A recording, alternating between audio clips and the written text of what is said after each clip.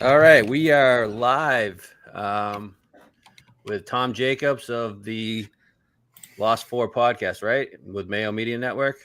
Yeah, so we've got two separate ones. So Lost for Words, which is my own one, and then we've got the DP World Tour picks and bets on the Mayo as well. So yeah, two separate podcasts. Awesome. All right, yeah. So Tom Jacobs, Matt used to podcast with Tom as well as with me. He kind of ditched us both for the bag of money that the Saudis were giving out for him. So it was only fitting we get over into Europe. We bring on Tom, who's got a little European flair from London, England area. We'll talk some we'll talk some Scottish Open here shortly, but I just wanted to recap the John Deere to start. John Deere. Okay, so Brian Campbell, second win of this season, right after Aldrich wins. Yeah, so kind of got that crossover as well. A lot of Grillo betters out there. I've been on the Grillo train for a while. I only had a FOMO bet on Grillo this past week. Nothing big, but because I've been betting them. So Brian Campbell did do it to me again a little bit. Not as bad as the one in Mexico. yeah. But what do we make of two-time PGA Tour winner Brian Campbell? I mean, he's rolling back the years, right? I think that's the main thing. I was with you on the pot guide to misery, and it's happened to me again. I was on Kevin Roy, so he finished a shot shy of the playoff. But look, I think the thing with Brian Campbell, right, is that one, don't really expect any of us to be on the two wins, to be quite frank. I mean, the first one came completely out of the blue. Second one, he's been steady, right? And the John Deere probably plays more into his strengths than any of the courses he's played recently. But certainly didn't envision him being a two-time winner. I talk an awful lot about recent winners being kind of priced out as if they can't win for a second time. And Brian Campbell certainly fits that mold. But I think that's pretty deserved, right? When you actually hit it kind of 270, 280 off the tee and don't really excel in anything. I think he's one of those that kind of targeted for like making cuts in majors and things like that. He's quite steady. But did I envision him being a two-time winner? Absolutely not. Didn't envision being a one-time winner. So good for him. Tough for us on the bad beats. Yeah, so you're kind of right. He has been shown a little bit of, because I actually bet him as first-round leader at the Travelers. I thought it was a great course for him. But then he withdrew because of injury. So, I mean, I wasn't expecting him to contend here at the John Deere. And it kind of came out of left field. You don't think he has any shot to get onto the Ryder Cup, right? Well, I don't. But there's going to be another short course between now and then, right, that he can kind of prosper on. So I guess he's probably going to be slightly hurt by the fact he's going to get into these sort of tougher events that he probably can't win. Like, I don't expect him to do well at the Scottish Open this week. Spoiler alert. So he might just not have enough events left that he can kind of impress on. But I mean, if he somehow managed to contend in another event between now and then, I guess it's worth the conversation. I mean, I think he would have to kind of win a big one, kind of. Like, yeah. I don't even know if he gets a third victory at like the 3M. You think he can get on? Because even with this win, like, he's still like just into the top 30 in Ryder Cup points. I feel like if you win 3 times in a season, regardless of what you're winning, you should probably be in the conversation. And I think he's going to get on like in his own right, and I think it will take Bradley to pick him. I think it's more indicative of where we are where you guys are, I guess, as a US team, rather than. Oh, me and Matt. Matt and I, we don't. We'll bet Europe if we have to. Yeah.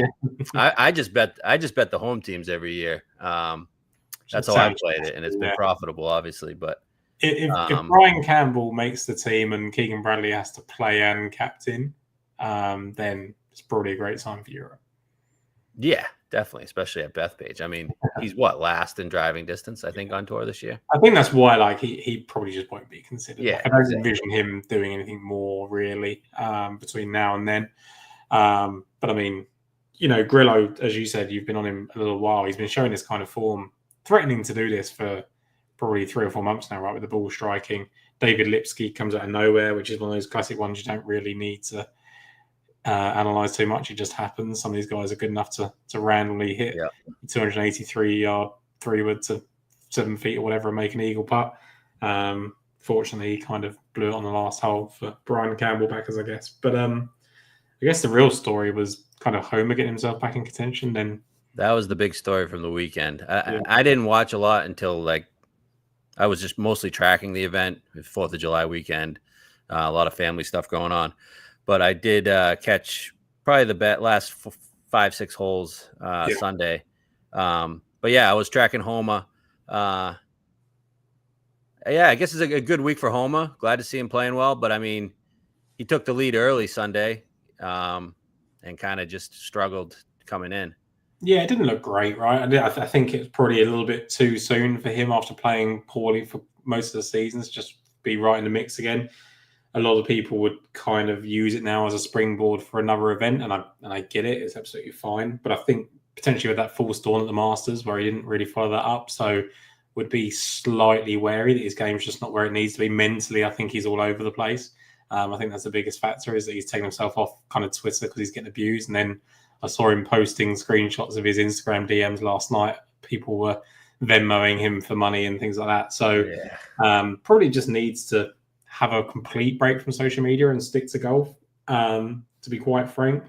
And then the other one, I guess, that got himself in the mix after a long time out of it is Dunlap, right? I think he had Dunlap with the crazy driving statistics. I mean, if he four can ever rounds- figure out the driver. No, 4 rounds in the 60s this week is as many as he's had since the Masters in total. Crazy. But as you said, the foundations are so bad. Like, he was driving it like I guess me and you would if we were out on the golf course with him. Yeah. So you can't do that. And by the way, that's a completely disrespectful comment. I don't mean it in any way, but it's funny. I think for him, it's like he's got to get through the season, get off, get a bit of an off-season, figure out 100% agree. But it's amazing actually that he can get himself in the mix whilst being so poor. So probably the future's still pretty bright if I've done that based on that. Other than that, it felt like a bit of a, who's who of these types of events, right? Glover, Kuchar. Yep. So for me, I had Denny. I feel like anytime I bet Denny, I'm not a big Denny guy. But anytime I bet him, he never makes the putts that he always makes when I don't bet him, Yeah, he is that guy. And I think it's like him, I'd probably categorize him and maybe Aaron Rye as well. Of every time it feels like an Aaron Rye golf course, it isn't. And anytime he sort of plays well, it seems to be against the odds.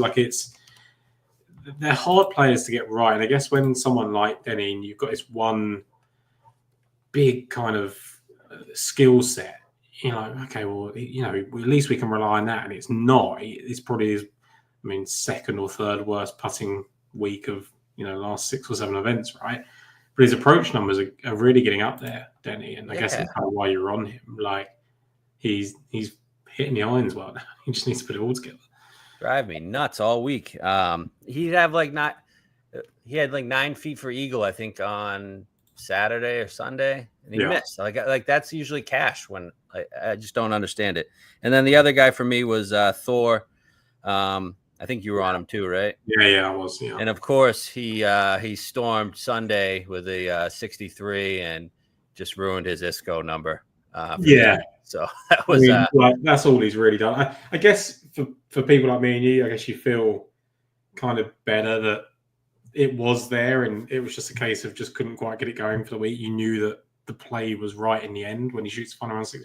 Kind of a bit of a vindication of the pick, but yeah, it doesn't help us in any way, shape, or form going forward. Right. So that's pretty much it from the Deere. It's a second tier event. Yeah, it's good to have the Deere, the Rocket in these off weeks. I think they serve their purpose. I really enjoy the Deere, and I think I didn't really watch it as much as I'd like to this weekend. But it used to be right before the Open, right, and they'd get a charter flight over there, and they've obviously changed that schedule this time around with with Scotland being a kind of crossover event now. But I just remember Zach Johnson, I think, didn't he win that with the week before St Andrews, or at least contend in that before St Andrews, and that was his kind of prep. So Jordan Spieth used to do it. So I think it had its place in that. I quite liked it in that, and being moved 2 weeks before takes the shine off a little bit. But it still has its place, as you said. Right. All right. Anything else on the Deere? I think that's pretty much it for the Deere. That's it for me. I'm just disappointed that Kevin Roy couldn't get the win. Yeah, he's hot, man. He's hot. What happened to him late Saturday? That's when he it kind of fell apart for him, right? Just had, bogeys. I think he bogeyed 4 on the back 9 and bogeyed 2 of the last 4 holes. So yeah, it was tough. I guess it's one of those ones where like it wasn't banging contention, right? Like it wasn't Sunday throwing it away. But actually, I think if you look down the list of kind of people that don't get wins, it's actually Saturday. A bit like Tommy Fleetwood probably doesn't put himself in the mix early enough, as often as they should. And maybe he's a little bit of that. He needs to work on kind of putting his foot down on Saturday. Yeah. All right. We'll move on. Genesis Scottish Open. We're at the Renaissance Club. Tom Doak Design, 2008. We're at par 70, right? It was played as a 71 when it first started, I believe. But now par 70, 71-ish yards, 7,100-ish yards, 7,200. It's sort of linksy, but sort of not linksy. It's 2008, so it's not one of those old school Scotland links type golf course, right? No, exactly. I think pretty much the weather can obviously dictate things as it does in the Open Championship. If we get a really tough weather conditions, it could kind of turn into a bit more of a links test. But as you've sort of pointed out, Blake, like it isn't that true links where you can kind of put a scratch between 50% of the field because I haven't played links. It's not that. And actually, when I kind of looked last year, ever since they kind of did the crossover of the PGA Tour the last couple of years, there were some players that played the Memorial really well and this Scottish Open, and it makes a little bit of sense when Jack Nicklaus is based Muirfield Village on the Muirfield in Scotland as well. I mean, there's some names that you just expect to perform well at both, like Rory Zander, Patrick Cantlay, Scottish Shepherd, just for being good. But you've also got David Lingmerth won the Memorial, finished 3rd at the Scottish Open. Benny Ann, playoff loser Memorial, 3rd at Scottish Open. Tyrrell Hatton, 6th at Scottish Open, 12th at Memorial. Cameron Tringale was 6th at Scottish Open, the first round leader there, 16th at Memorial. Hodges, 12th at both. Bezadenhout, 4th at Memorial, 16th at the Scottish Open. So there's a little bit of like, I like that as a different. I wasn't thinking Memorial, but like some of the guys I'm targeting, I like that, especially a guy like Fitz. I mean, he's got decent Memorial. For sure. I'd use it as like a bonus more than anything, or maybe like a deciding factor between the two. But just as you said, just because I think Nicholas has kind of always used a bit of kind of Open Championship stuff in his courses, and whilst it's not a true links test, it does kind of help to have those characteristics. So yeah, I think it's I think if you're playing well, like and you get the good tee times and your irons are hot, you can contend regardless of whether you've got that links pedigree or not. Yeah. So a little bit more on the course. We got, fescue grass all around, fescue rough, fescue fairways, fescue greens. 5 par 3s, 3 par 5s. That's a little different than normal. 2 short par 3s. I think 2 of them are, I think it's the 9th hole, maybe 8th or 9th hole, both under 150 yards. But then the other 3 are well over 200.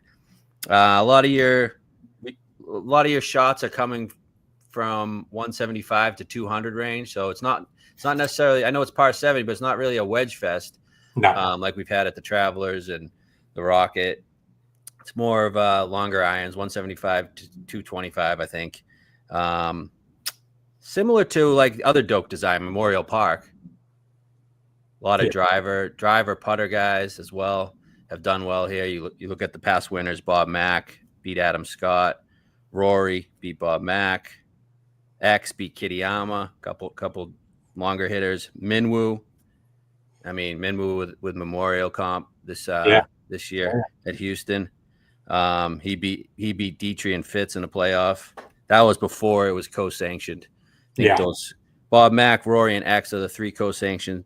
And weather does play a factor, obviously, as it does in all these. But like you look at the one where weather really factored in was the X year. -7 was the winner. Every other year, it's been 15 under or better. Yeah, and we've had like the weather in the UK has been pretty warm and good for the most part. I mean, Scotland's always a little bit more changeable than it is over here in England, but like I imagine we'll get some decent enough weather. I haven't seen any reports to say we've got terrible weather. I haven't actually read the reports too much, but just from being kind of a few hours away, it's not looking that dreary.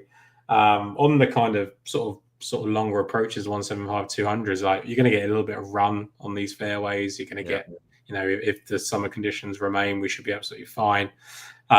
So yeah, I think ultimately, as you kind of point out there, it's guys that we've seen the best players win for the most part. Like, you've had kind of X and Rory, and then you've had Robert McIntyre enacting his vengeance last year after pretty much being cruelly denied by Rory. So there's not been any massive surprises in it. We've had a few, I would say, Americans turn up and hit kind of 63s and 64s in the morning wave, which has been a bit surprising. But for the most part, I think it's been relatively straightforward in terms of identifying the winners here.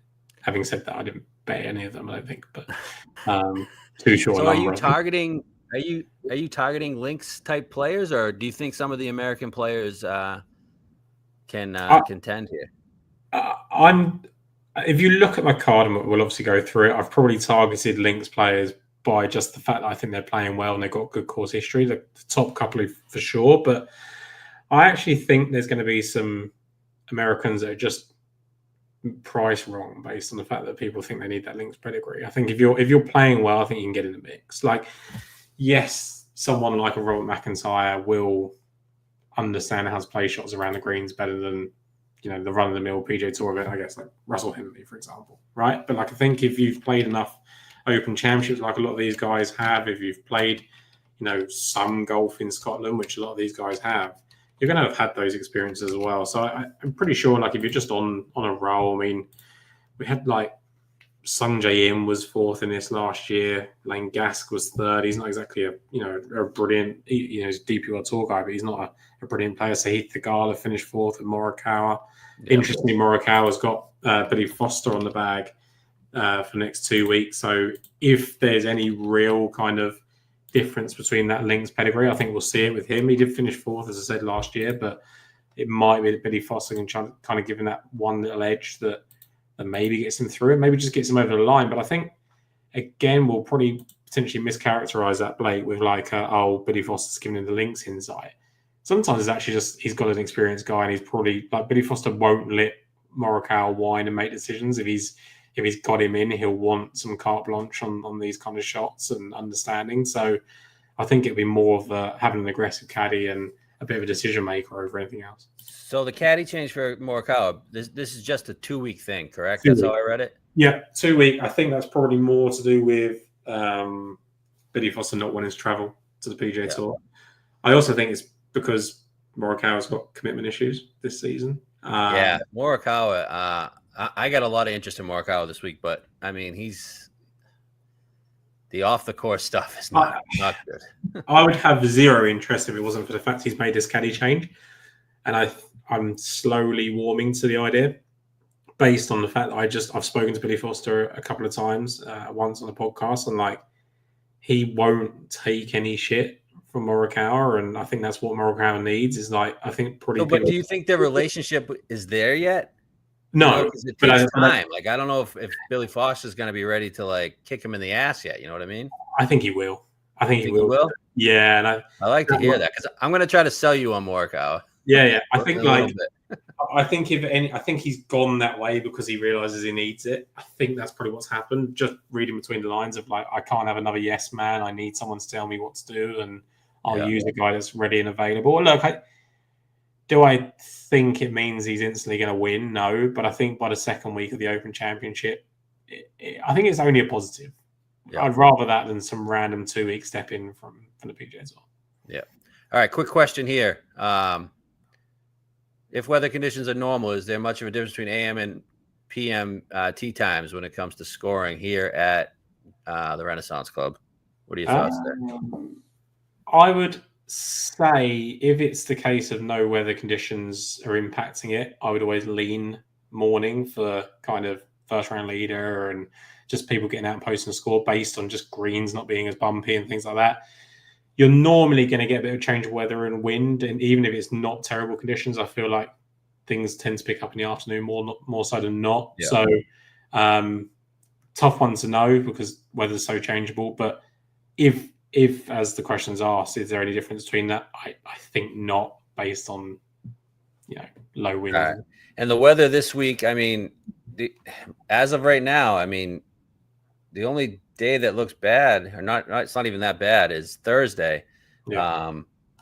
When you get winds around 15 miles per hour, gusts up to 25. Other than that, it's pretty light, especially Friday, Saturday, Sunday. I know all that can change. It's only Monday here.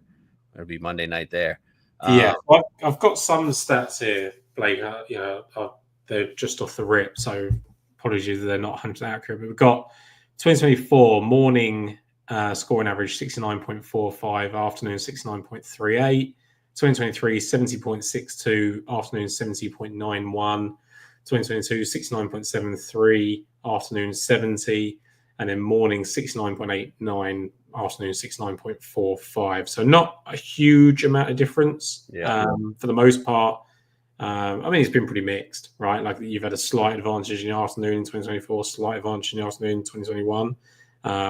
The other days you've had a slight advantage in the morning. So I've tended not to get too caught up in this unless there's a very obvious weather split. And that's been actually an approach, Blake, that I've taken for a lot of events this season, of just because I've got too far in the weeds with this so often. And even when there's been a perceived like huge weather split, it's not played out that way. And I've been caught out a couple of times. So I'm trying to just pick the guys and hope I don't get caught out, which is maybe not even a great strategy, but that's where I'm at the moment. Yeah. Okay. Anything else on the course? I don't think so. Greens, right? We're at slow. Yeah, slow greens. We get with power fescue mixes, and look, I think one thing I would say is as much as I've said, if you're in form and your irons are in play, that you should be okay. There are people that will just struggle with this, and if you go to their course form and it's been kind of 2 or 3 miscuts or miscut 60th miscut, don't try and read between the lines. They're probably just not very good here. So I think it'll pretty much in front of you. There are a couple of players that I think have been undervalued based on 1 appearance or 2 appearances and not reading between the lines of their kind of 1 or 2 rounds. But for the most part, it'll be pretty much in front of you. Okay, let's jump into the odds board. Clear top 2 here. You got Scotty plus 360 and Rory plus 750.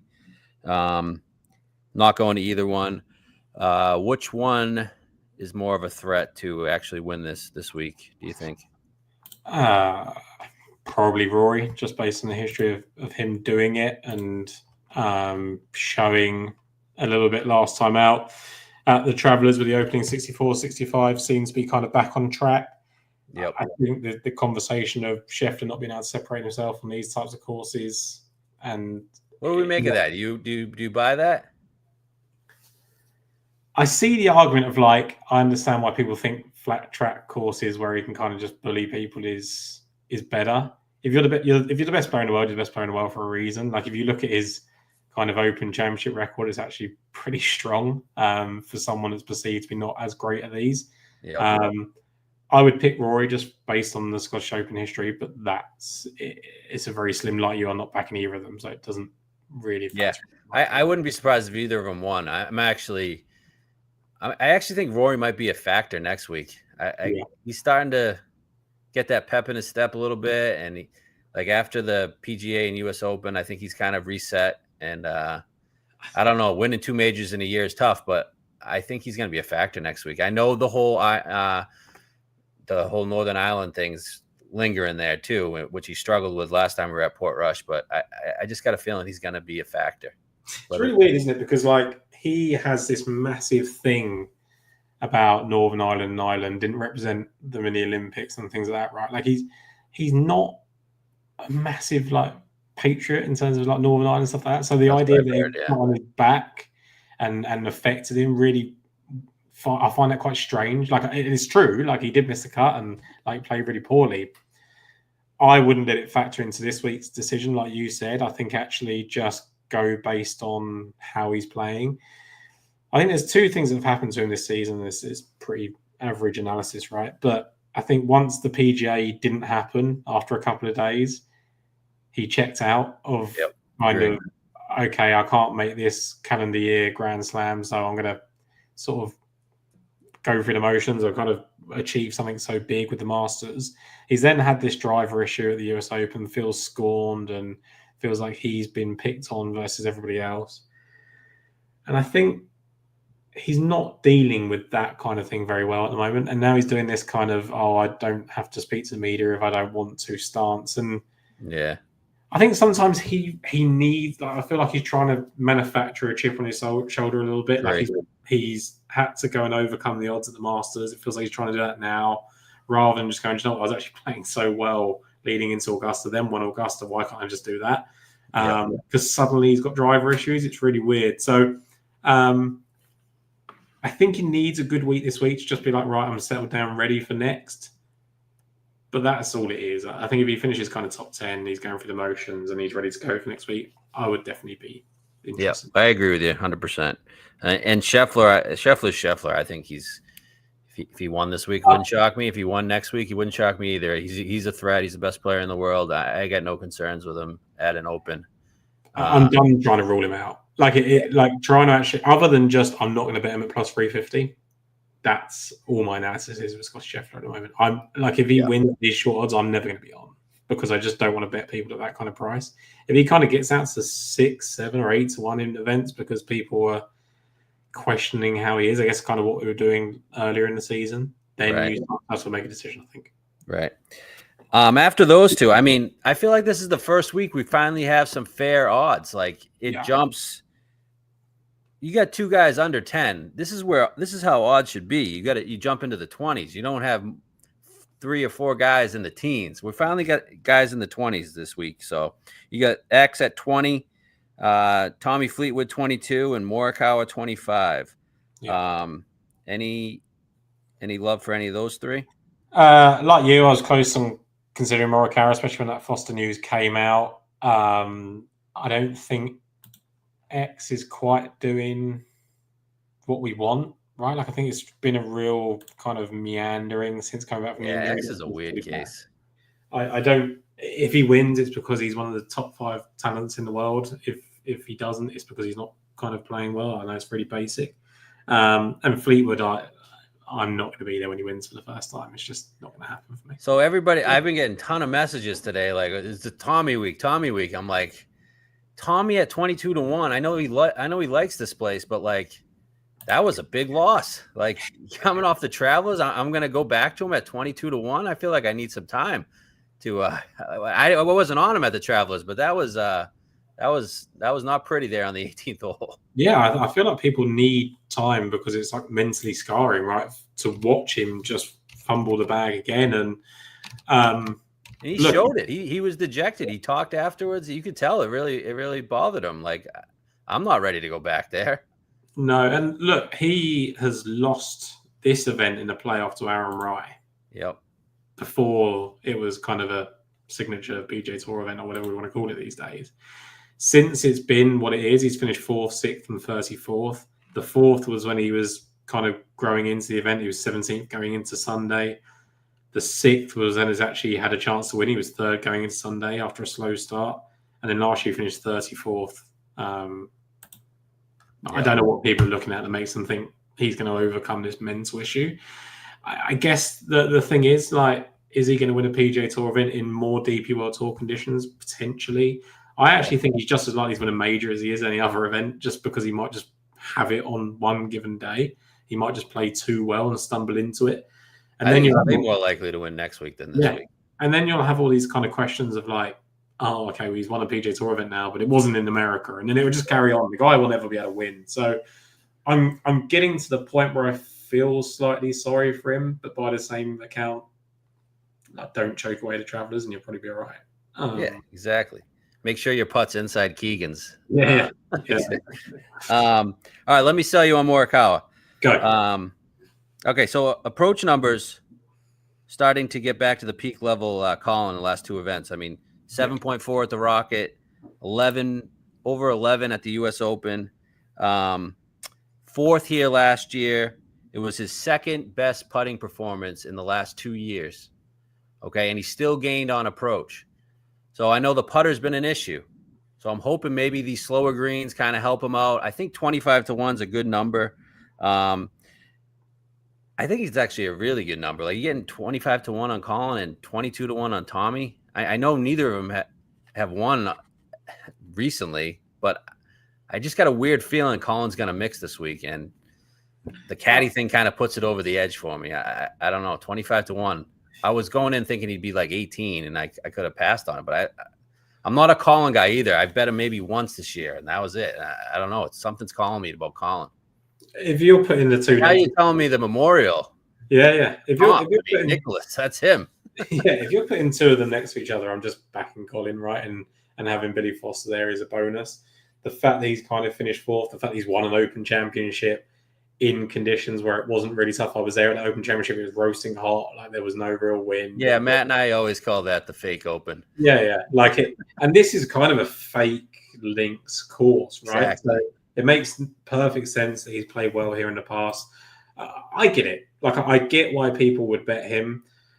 There's two lines of thinking, right? If you're really fatigued because you've been betting in 4 or 5 events in a row and you're waiting for it to happen, probably stay off. If you're been waiting for a decent price, then fine. I think it's absolutely a fine bet. I actually think the value's slightly lower down, but I get it for sure. Okay. All right. So I think I'm pretty sure I'm going to pull on a 25. Yeah. Haven't done it yet, but I like what I'm seeing. So I do worry about one thing with Colin. The first time he played it, the week before he won the Open. This is where he was terrible, right? Like, he couldn't. Terrible. He said his grass. Clubs didn't feel right off the turf, but I mean, good performance last week. So I don't know. I'm interested in Colin. I feel like now, like, Blake, it's the first time I thought about this off the top here. Should we have known what Colin Morikawa was after that comment? Like, oh, my clubs weren't going through the turf. I've now changed and then won the Open Championship. Like, maybe he was just always a dick. We should have just known, and I think we just excused it and overlooked it because, like, he was just winning. I think winning, like, deals with everything. Like, same with Patrick coming in the Ryder Cup, right? Like, if you're as good as you are at the Ryder Cup, people will cheer for you for 1 week, and probably just indicative of just who he was at the time. I mean, maybe it was just a club change. He hasn't played well in the couple of visits before this fourth last year either. So sometimes I think he's just, I don't know, he's just really hard to get right. And I think the fact that he's over the years, right, it's now kind of creeping up on him. I do think if he's kind of bent the knee to Billy Foster and said, look, guide me around here, that's a really good sign. Maturity, maybe. Yeah, I hope so. Next range, you got the 30s. You got Ludwig, 30, who led for most of the event last year, and then kind of gagged it in the back 9, in my opinion, to Scott and McIntyre. But he led all week, pretty much all week, right? Yeah. He was well in the mix. Probably should have won, I guess. Yep.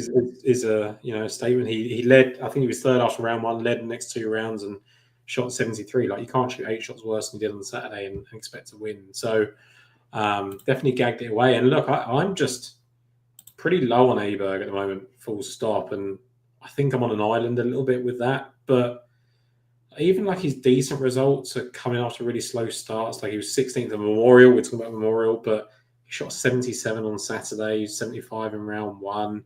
When he was 13th in Canada, he started really slowly, 68, 68, and then got better. He missed the cut of the US Open, finishes 36th at the Travelers, never really good there at all. Like, I don't know what we're looking at about Ludwig Aberg at the moment, other than just, yes, he's a tremendous talent that's going to get it right at some point.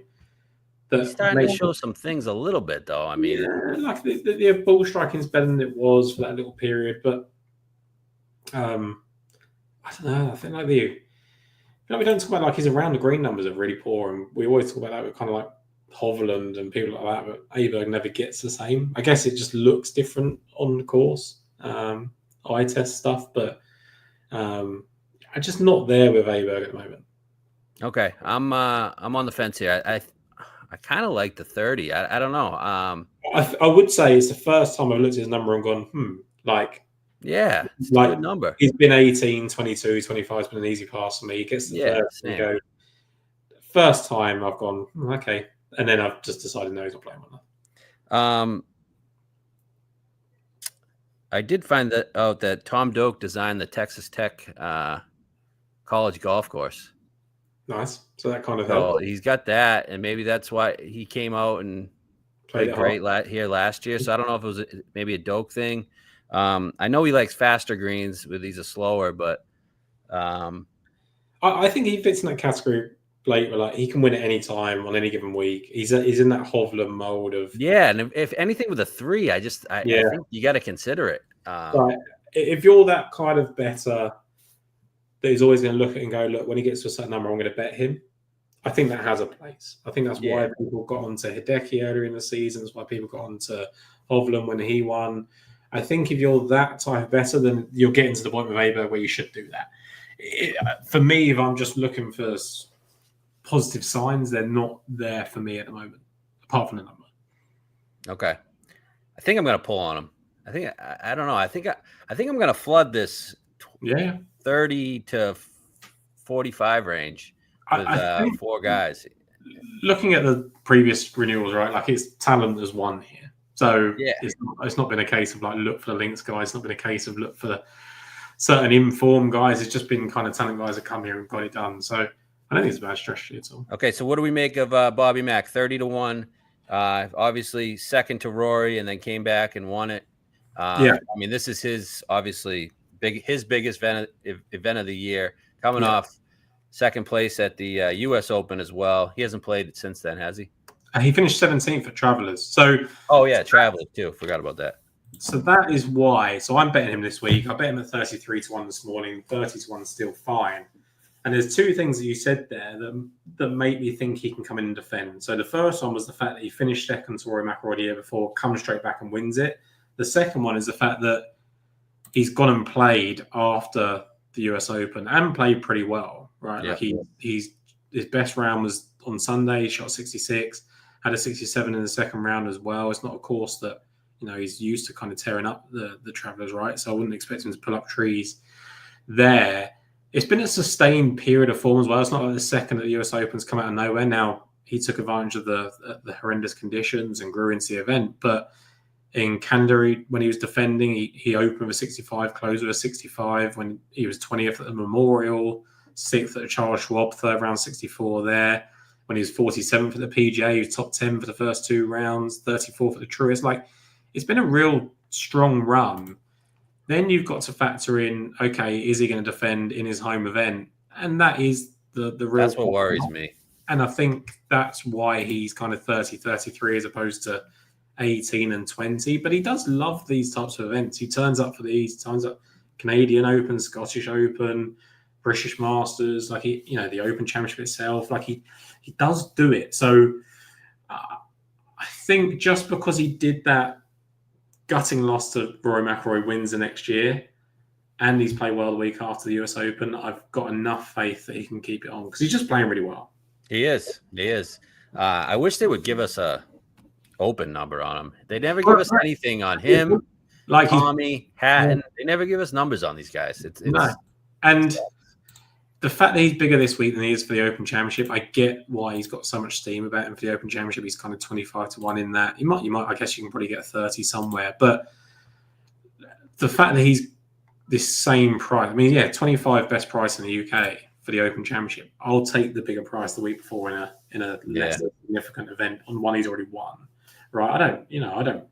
He did play well at Portrush though too. Yeah, for sure, and that's why he's a number he is. And look, if someone gets next week in a bet for 25 to 1, I'm probably not going to argue with them other than it's 25 to 1 in a major. Yeah. I'll take him at 30 to 1 in a PGA event instead. Got to get this one in.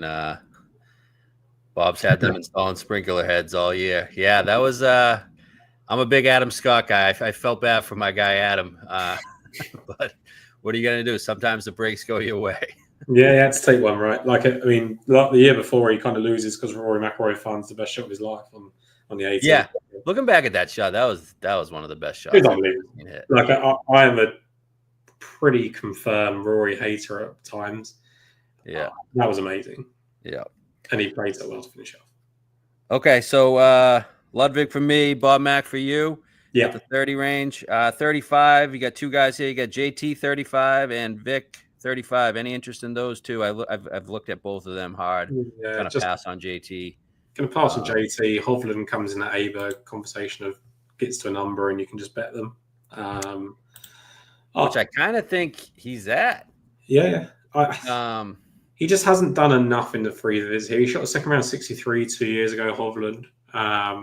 Which is history's not great here. Reasonable, But one thing I'd say about JT is he did always come over and play this event before. Yep. Like always just to prepare for it. But he has 2 top 10s, right? His 2 top 10s early, but he's been terrible since it's been a PGA event. Miscut 60th, 62nd. So that put me off. Hovland. So I bet him next week. Last year, I just bet him, Rahm and him at 18 and 25. 25 wasn't looking good at all this year, but right now it's around 30. So I guess we'll take it. But so I guess a little bit of, if I'm going to bet him, it's a little bit of insurance for next week as well. But I mean, ball striking, I mean, 8.3 on approach at the US Open. He played 3 rounds at the Travelers. I was on him at the Travelers, and he gained 8 through those 3 rounds at the Travelers and before the withdraw. And I was also looking at that 175-200 proximity range, and he in the last 24 rounds, he's number 1. He's also number 1 in 200 plus. And then you also put me over the top with this Memorial comp. So Colin and Vic, they're the prime Nicklaus guys. Why did he withdraw at the Travelers? He's because of a neck injury. He's posting some stuff on Instagram, him hitting drivers, playing with his buddies. I'm assuming he's full go. I'm not really concerned about the neck. Are you? No. I think if you're not going to win and you feel something, you probably take yourself out of it knowing there's 2 weeks coming up. The approach numbers are great now, right? Yeah.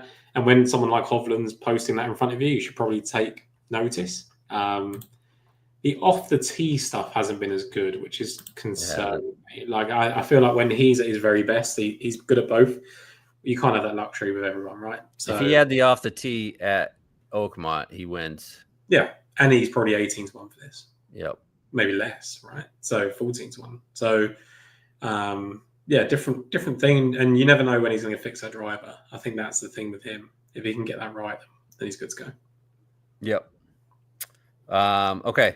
So I'm pretty sure I'm going to pull on Vic too. So I'm looking at Colin, Ludwig, Vic. I'm just going with talent plays this week. Yeah, talent play in decent numbers is fine. Like it's a good week for that. Yeah.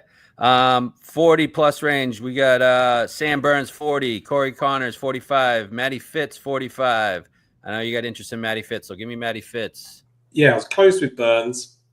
I'm a bit fatigued. I was on the US Open. I was on in Canada. Ooh, yeah, let's talk about him too. I was on him at the Canadian as well. So yes, so obviously I was on Fox as well, so I was fine. But great for you. Yeah. Like it's the US Open was tough. Watch him kind of bow out of that, but he's played well in this, so I can see the number of him. But for Fitz, I just think we're at the point now where he's shown enough. He's shown that he could. He's not quite back to that kind of 2023, form and the the US Open form in 2022. But we're looking at a guy now who's made 8 cuts in a row. He's finished 8th for the PGA Championship, 17th for the Travelers, 8th for the Rocket, and I think for me it's the ball striking that's going with it. That's kind of the eye-catching thing. His last sort of 4 or 5 made cuts and approach been 5th, 38th, 58th, 21st, and 8th. Tee to green. Overall was even better. He led last time out, 13th the week before, 10th and 12th in there in recent events as well. So the ball striking's there. You then look at the fact that he's obviously nearly won this event. As you mentioned, he lost out to Minwoo Lee in 2021, 6th the following year in 2022, the first time they kind of played this as this type of event. And he was 4th after round 2. Really slow start there as well, held him back. Not been great the last couple of years in this, but he's been up and down in form, so I'm not too worried about it. Just think he's playing really strong right now. Yeah, I've been eyeing Fitz. He's been. I think he's on the come up. He's trying to get that Ryder Cup spot. Yeah. Which if he continues this form, I think there's no chance they leave him off the team. So I mean, yeah, the tee to green numbers have been great. I mean, I'm pretty sure I'm going to pull on Fitz as well. Yeah, third in a Memorial. If we want that as a little bonus, he's done that back in the COVID year, right? So yeah, he's been fifth there last year. That was his last top 10 before the PGA Championship. So I don't love the number. I really was hoping for a better number, but I kind of understand why it is what it is. One of those where everyone sort of thought, oh, we might get one more week of a bit of a ludicrous number on him, and it'll be early, and we'll all jump for joy. But yeah, I mean, what was he at the Rocket? He was like 40 or 50 at the Rocket. But I think he's that type of player. Like if I've seen another week of it, that's fine. Like I'd rather see it first and take the shorter number than I would kind of try and. He's not like Hovland where he gets out to 80 to 1, you just take a chance. I need to see him play well, and he has done for 2 weeks in a row now. So yeah, agree. Matty Fitz, put him on the card. Okay, 50 plus. You got some guys here. Straka 50. That's a decent number of Straka. Rye 55. Adam Scott 55. I'm not here for the Adam Scott this week. I don't love the. He was terrible, right? In the final round of the US Open, when realistically you think he's the type of player that should really cope with that. Yes, he should have. He should have. Shot 62 on Saturday at the Travellers, but was really, really bad every other round. Wasn't great in the Memorial, which I think is a good course for him. PGA Championship, he goes away after getting close to the top 10 on Saturday. I think he's like a Justin Rose type. They're very similar types of profiles of like they probably target the 4 big events this time around. And I know he had a chance to win this last year, and so that counteracts that argument. But I think he's one of those players that if he can get in the mix early, he can stay there. But I don't really like the foundations at the moment. I was actually hoping the Oakmont thing. I was kind of hoping he would trend so at Portrush he could get in the mix. Now that he was like heavy in the mix at Oakmont, I don't know if it happens twice. Like people just. I was on Rose at the Masters, and I was like, I don't think he's going to contend at one of these big events for maybe like 5 or 6 of them. So you can't. These older fellas, you can't. It takes a lot out of them. Yeah, I made the mistake of going straight back to Rose at the PGA after being on the Masters, but I think you're probably right, and I think the right to assess that he probably should have had another chance at the Open Championship rather than anything else. But it looks like he's used up his goodwill for the year. So I'm not sure on him. Okay. I mean, I'm going to open it up. Who have you bet in the 60 and above range? Who are you interested in? That type of deal. So I've bet on Harry Hall at 65 to 1. So this was kind of the sort of foreshadowing comment I made earlier of people have shown form here and it's been overlooked. So he's actually only played here once in this event, and he finished 60th. So on the card looks pretty terrible, but he opened 71. So he was almost 100th after day one, then shot 64, 66, get himself back in the mix, 17th after round 2, 10th after round 3, and then shot 78. But that was in 2023, right? Like I think he's a completely different player now. He is absolutely on fire. I mean, Data Golf has him as the 24th best player in the world. I think that's probably a slight stretch. Maybe, or 23rd best player, sorry. But he has, he's been 6 top 25s in a row now. The putting is great every single time he turns up. The approach play has been good for his last 5 events. The off the tee was really good at Charles Schwab. That's been the kind of weakness so far. There is one. So do you think he can win in a field level like this? Oh yeah, I think he can. I think he's evolving. I don't think he's particularly worried about anything in terms of like who he's up against. I think it's taken him a long time to get to the point where he's as consistent and talented as he is. I think he's had to work hard at it. But I think he's settled now. I honestly do believe he can kind of get himself in the mix. There's nothing really, to me, where I've gone all that, that really didn't look good in contention. He hasn't been there a bunch. So when he's been there, I think he's been relatively decent. Look, I think if it comes down to him versus Rory McIlroy, then we'll probably see something different. But I'll see him get in the mix and find out from there. You bet in each ways? Yeah, Ben each ways, yeah. Okay. So I've got him at kind of 50 to 1 with 8 places, which is, different terms kind of what you get over there. But, you look at the Travellers and he, played pretty well there for 4 rounds. He's just getting himself in the mix, consistently now. And he's on a great stretch. Wow, it's a great stretch right now, last 6 events. He's from an area of the country in the UK called Cornwall, and that's all kind of links golf. So he's born and bred there, played a lot of links golf when he was younger, or I assume he played a lot of links golf when he was younger, then goes to Vegas, completely different setup for him there. Yeah. But I just trust him to come back and play pretty well. Now he's in the form that he's in and got a chance to back these 2 weeks up. I think he's a threat in both events, to be quite honest. Okay, what about a guy like Ryan Fox, good links player? I don't know if he can get his 3rd win of the season, but I mean, Brian Campbell just got his 2nd. So I was looking at Fox and Wyndham Clark. Yeah, I looked at Fox. I'm going to bet him next week. I am almost certainly going to bet him next week. Played well. What are his odds next week? I'm guessing 120 plus. No, he was only like 80. Oh, really? So the idea of kind of like protecting your bet and having, one on each week is not a bad idea. But he, I'm pretty sure he played quite well in the Open Championship back in 2019 when he was at Portrush. I actually don't mind that call for next week at all. He could be one of the older type guys, even though he's not as old as like Scott and Rose. But I mean, what, 40? Yeah, he's kind of like 38, 39. He's been around for a long time. He's seasoned now. And I think he just had to see what he's seen, right, of like kind of getting those couple of wins in the PGA. He was 3rd after round 1 at Portrush. He didn't hang around, but I think he's kind of talked about the fact that he's not played well in majors as he would like.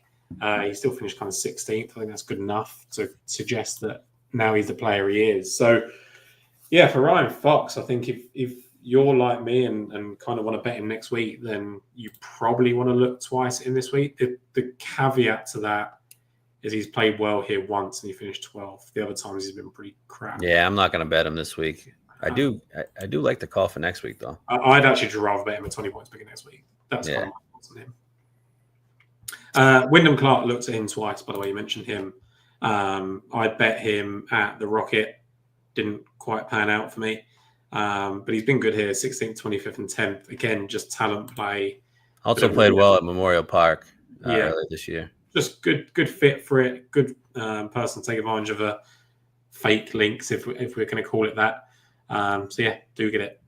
Is he? I don't know. It's tough seeing him winning this. I don't know.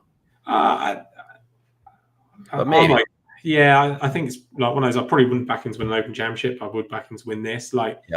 He's one of those that is always going to play with a chip on his shoulder because people actually don't like him, right? So I think he needs that. Okay. Anybody else before 100? I've bet Nick Taylor, which is a weird, right?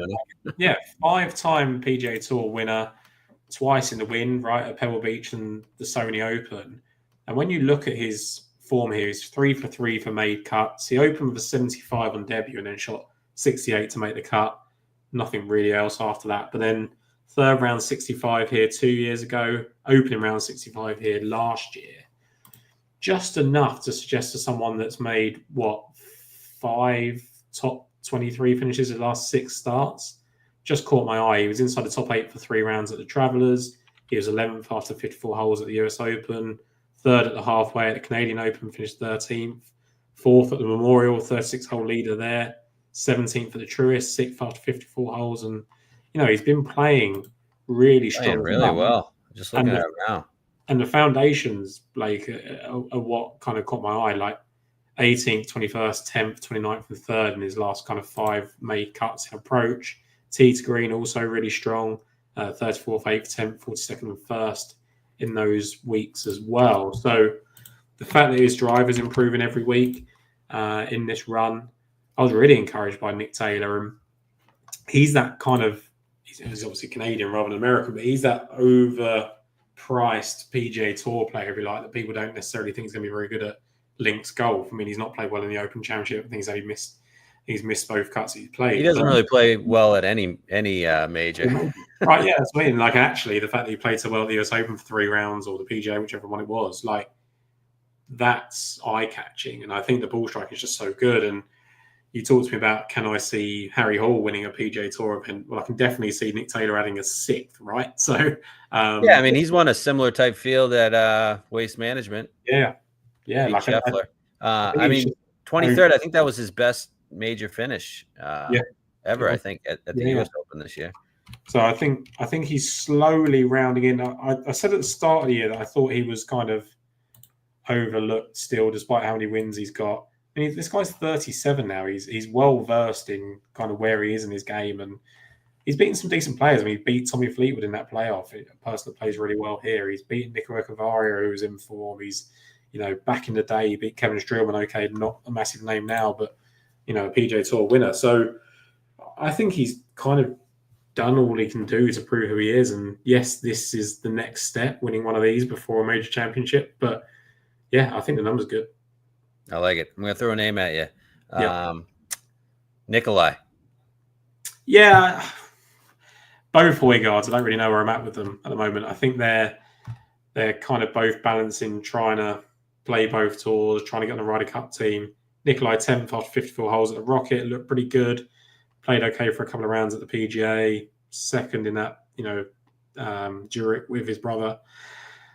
He was 6th here in 2023. I kind of have a gut feel on Nikolai. I don't really know the difference between either of them, and I know when they get hot, I feel like one gets hot at one point, and then the other gets hot at another point. They take it in turns, and I don't know is the answer. I think it's one of those, like, as you said, they can both play well. He's 90-1. They're both 90-1. I think that's absolutely fine. You've got people like Grazeman, Dietrich, and all those kind of people in that number. I'd probably look at Dietrich. Obviously, lost in the playoff. Dietrich was the other guy. Yeah, I think for me, Dietrich winning that Phoenix Open in the way that he did really changed how he should come back to this event, because this was one of those ones where he lost and he hadn't won on the DP World Tour yet. He lost in that playoff after leading for the final 3 rounds. He was 10th a year later when he was trying to go again. He was 3rd after round 1 2 years ago. 3rd after round 1 again last year. It's obviously a good golf course for him. So the fact that he's now got that encouragement behind him, and people would need to sort of remember as well that he was really good at the US Open for the first couple of rounds. He made a ton of birdies, getting over a load of double bogeys there. Yeah. Made well for a couple of rounds at the Canadian Open as well. So if I was going in that range, outside of Taylor, I'd probably look at Dietrich. I like it. I like Dietrich and Nikolai. I'm going to... Got me thinking on Nick Taylor too, looking at his current form. Anybody else you've bet? I know you got a hard stop here at 2. I might stay on a little longer, take some questions from these guys, talk a little, or any ISCO bets you've made? Yeah, no more here at the moment. I kind of thought there was got to be someone that was going to be a really big number, and I thought I was going to bet. And the one that caught my eye, it was 400-1 over here. I'm just trying to see what he is for you guys. But it was Alejandro Del Rey, 500-1 in the US. Trouble is with that is generally kind of win only because he was 15th here last year, shot a 62 in round 2 and a 65 on the final day. The form is terrible, which is why he's a number that he is. I saw people bet him at 1,200-1. Yeah, I mean, if you look at the number, he was 13th after 54 holes at the KLM 3 starts ago. When he missed the cut in the Italian Open, he wasn't far away from that cut line. When he missed the cut last week, he bounced back from a 75 to a 67. So sometimes these guys just need a break, and links golf sometimes gives it to them. I just think the number's too big. I don't think necessarily too confident in it. Someone like a Francesco Laporta is playing really well on DP World Tour, really solid, but he's got really terrible form here, so I couldn't get there. But yeah, I mean, there's players there. Marco Penge, 175-1. Playing well on the DP World Tour. I just felt pretty strong about the kind of 4 guys I had there and was quite happy to stick. The ISCO is one I haven't looked a bunch into yet. I think if we're just I'm just going to look at the odds now and just see if there's any plays that jump to mind. It was tough. I mean, you got Thor as your as the favorite, Grillo right behind him, and Roy. Top three, all under 20-1. There is one name. I'm just going to see what odds he is before I kind of stick to this. Let's have a look. So, okay, he should be a pretty big price. Davis Bryant, 150-1 in the UK. So he is an American that's playing on the DP World Tour. Last 2 weeks, he's finished 10th at the Italian Open, 4th last week. He was leading for a while, wasn't he? He was leading, yeah. He was the leader after the 36 holes.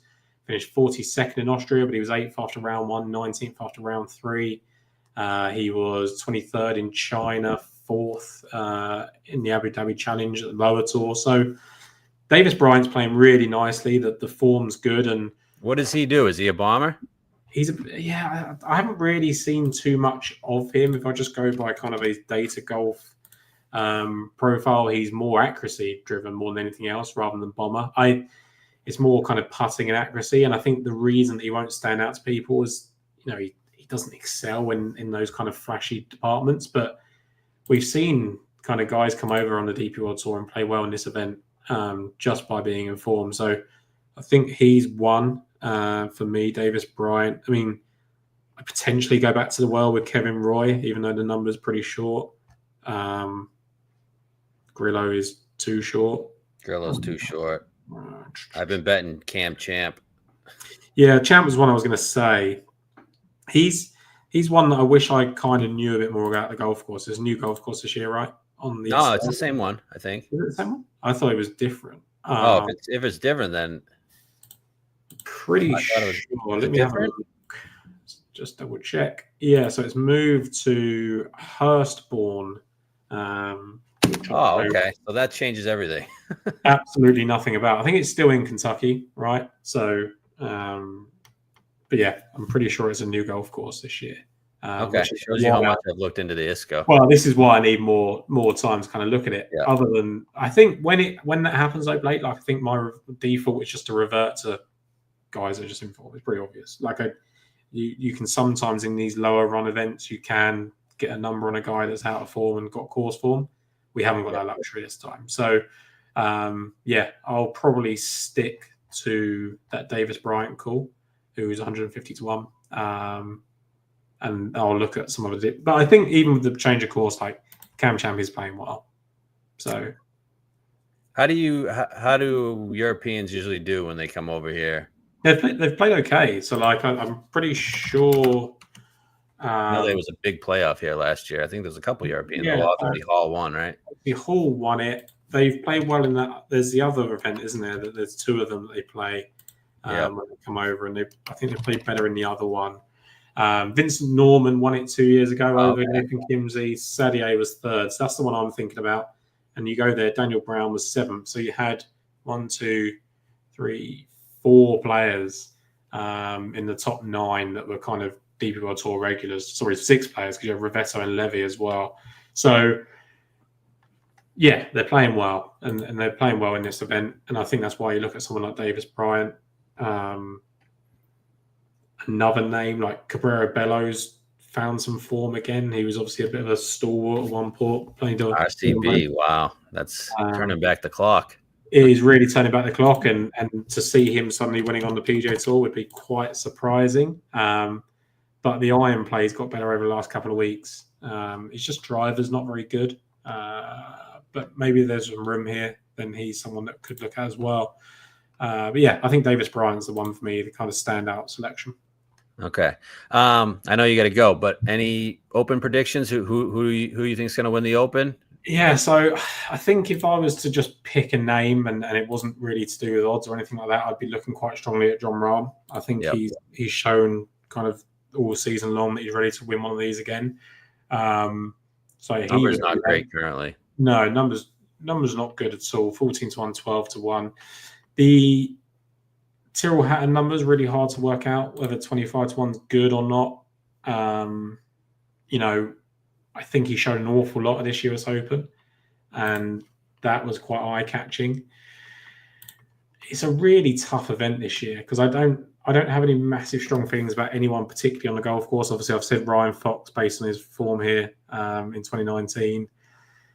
I think we could end up getting like a bit of a rogue winner again, just from I mean, if I hadn't backed Striker for every other major this year and been let down, I'd probably look at him. Patrick Reed, I think someone that's worth looking at. You like Reed? Yeah, 80-1. I think that's pretty good. Yeah, I was looking at that too. I think it's just one of those classic ones of like really throws a spanner and works. Well, we need to get on the Ryder Cup team then, right? So yeah, I think if I was to pick one of those kind of live guys outside of the very best, then he would be the one. But yeah, still got some work to do on that. I think Ryan Fox is the early one. John Rahm's the kind of person I'm expecting. He was in the mix after a round. He was still there, kind of. Yeah, I bet him at the end of last year at 18-1. I'm pumped about it, and I think he's gonna be in the mix there. Yeah, and Hatton was 6th. Patrick Reed was 10th last year. So So I think you're going to be pretty safe with those guys. Yep. Curious. I'm just reading some of these questions just quickly before I jump off plate. Curious if you prefer 30-1 Ludwig versus 3 80-1 guides. Probably more aimed at you because you're talking about Aberg, but I'd probably go with the 3 80-1 guys, and I'd probably go with Taylor, Dietrich, and one other. That's actually a tough one. I'd lean. I think I'd lean 3-1. I don't know if you have to make that decision, but I think I'd lean to 3-1 as well. Well, I think that's the point. Like if you can have Aberg and those 3, then great. Like I feel like if you're backing Aberg, you're backing a player at the top, like who. Yeah, I feel like I'm getting Aberg at 30-1 when he's usually 16-1. Yeah, exactly. Is Foxy going to win 3 times in a year? It's tough. One of them was the Myrtle Beach Classic, so not too worried about the strain he put on there. Probably backdoored into that Canadian Open. Here's one for you. Yeah, I don't know. I don't know the answer to that question. I have no idea why they play such a shit golf course when they've got 20 better options. It will be they'll say it's a setup thing, getting the course, getting the fans on. It'll be someone's paid enough money to get Renaissance in there. It won't be based on the fact that they think it's going to be the best one for the tournament. Do they have a deal with them for a couple more years? No, it's good. I don't know if it's something to do with Genesis. Maybe I'm not sure. I don't know. I tend to not pay as much attention to those things as I probably should. But yeah, I agree. It's a shit golf course for Link. If you want true links golf course, it's not the same. If you're just happy just to have good golfers coming out on top, then it's probably fine. Yeah. And cool. You are right. ISCO is at Hurstbourne Country Club, so I have no idea on that course. So we've got some research to do. Is what yes, we do.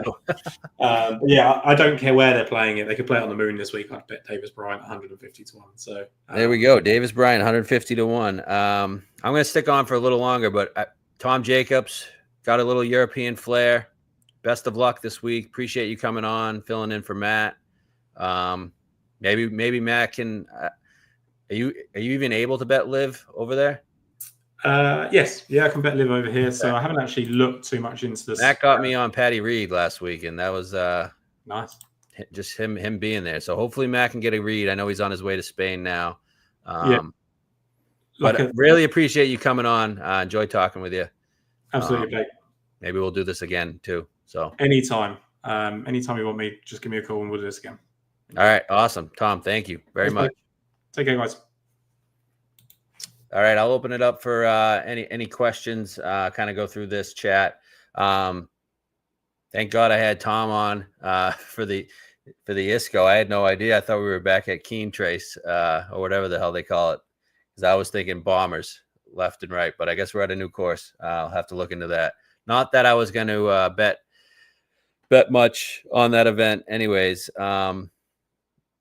Definitely looking at for that event. Definitely looking at Thor and Champ just because I've been riding those two. But now I'm going to have to rethink it just based on the course, or even if I'll bet it at all. Because this week we got 3 tournaments. We got the Scottish, which I'm pretty positive I'm gonna go Vic, Ludwig, Morikawa, Fitz, and looking at 90-1 Nikolai. That should probably be the 5-pack. Maybe one more. Not sure. But yeah. So and then we got Liv Valderrama. Looking forward to that event. Love that course. we've been talking about it with Matt, but I really think this is an advantage of having Matt on site, talking to these guys, getting a feel for the course. I mean, he put us on Peters, who finished T4 in Virginia, and then he put me on Reed. So I'm not going to give out anything. Maybe I'll get Matt on later this week if he has some time. I know there's a time difference, so and hopefully he can put us on somebody. With that said, I'll open it up to questions. Yeah, Tom, great guy. If you've listened to him with Matt, yeah, really appreciate having him on. Maybe we'll have him on again. So, can we bet Thor 16-1?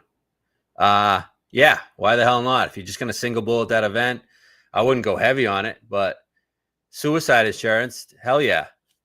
I mean, if he wins, we're not on it. We've been saying this is Thor season. I think you got to just sprinkle it at least. Like I said, show with Matt to discuss Valderrama this week. I hope so. We'll see what his schedule's like. Again, time change. So we'll see. What do we got here? Do we still have no balls if we are curious about without market? Yes, you still have no balls. But if you find a good number, I'm not going to hold it against you. I bet Grayson in with the without market just because I had 35 everywhere else, but without like the top 4 players, it was 30. So I was like, why the hell am I not going to bet the 30? But yeah, at the end of the day, you have no balls, but it is what it is. Money's money. Do we have anyone else we like outside of Rom, Vic, and JT for the Open? I don't like JT for the Open. Rom and Vic are my guys at the Open. I have a JT 66-1. Don't love it. I think he sucks in majors. Who else do I like? I do like Reed. Worried about him getting steamed. I honestly just think Rom's going to win the Open. Do like Hatton, but that number sucks. Do like Tommy, that number sucks. I do like Bob Mack, that number sucks. Those numbers always suck. I'm interested to see what Brooks does this week in Valderrama, because I could get behind that. Not sure. Not sure on anyone else, to be honest with you. Yeah, Day. Day makes sense. We're looking at Day as one of the olds. What's Rom's current number? I think his current number is 11-12-1. Tough to back. I pounded an 18, so. Brooks pending Blake Scott. That's right. I'm actually thinking about him this week at Valderrama. All right. Do you like Rory? Yes, I do like Rory at the Open. I do like Rory at the Open a lot. I think he's going to be a factor. D3 70-1 and without top 4 this week. I like that a lot. Definitely could see that. Definitely could see D3 this week without the top 70-1. He's 80-1 and without or with them. So yes, definitely. I am the Brooks whisperer. I am the Brooks whisperer. I know when he's going to play well. What else do we got this week? So yeah, back to Scottish Open. I know you guys don't like it, but Colin Morikawa, I think he's going to mix this week. I got a good feel on it. Just like I felt about Ludwig at this event last year. I don't know why, but I just think he's going to be in the mix. So Morikawa, Ludwig, Vic, Fitz. Those are my 4-pack. Maybe Nikolai. Maybe. I actually don't mind that Taylor call by Tom. Looking at it now. I mean, guy wins, so.